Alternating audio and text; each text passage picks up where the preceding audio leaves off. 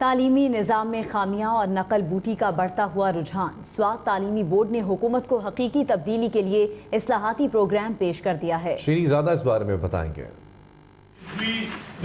سوات میں تعلیمی بورڈ کے زیر اہتمام ایک تقریب منعقد ہوئی جس میں تعلیمی نظام میں تبدیلی پر زور دیا گیا۔ طلبہ کو داخلے کی تصدیق اور ری کاؤنٹنگ کے لیے قطاروں کے جھنجھٹ سے چھٹکارا دینے کے لیے آن لائن نظام متعارف کرانے کا پروگرام بھی پیش کیا گیا۔ چیئرمین سوات بورڈ نے قرار دیا کہ رٹا کلچر اور فرسودہ امتحانی نظام میں تبدیلی ناگزیر ہے۔ جتنے ٹاپ 50 بچے ہوں گے ان سب کے پیپر اکٹھا کر لیں گے اور آٹو کے 8 بورڈ سے سبجیکٹ ایکسپرٹس بلائیں گے اور وہ بچے جو ٹاپ 50 میں آلریڈی آئے ہوئے ہیں ان کی دوبارہ ویلیڈیشن کریں گے۔ تقریب میں MNA سلیم الرحمان، چیئرمین ڈیڈک پدلی حکیم اور MPA عزیز اللہ گران نے بھی شرکت کی۔ سلیم الرحمان نے تعلیمی نصاب کو غیر موضوع اور فرسودہ قرار دیا۔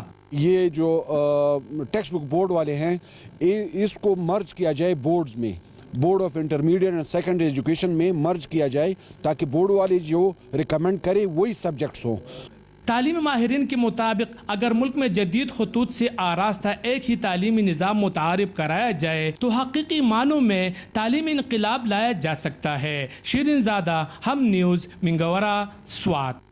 سپریم کورٹ نے بحریہ ٹاؤن کراچی عمل درآمد کیس میں نیب کو اپنا کام جاری رکھنے کا حکم دے دیا ہے۔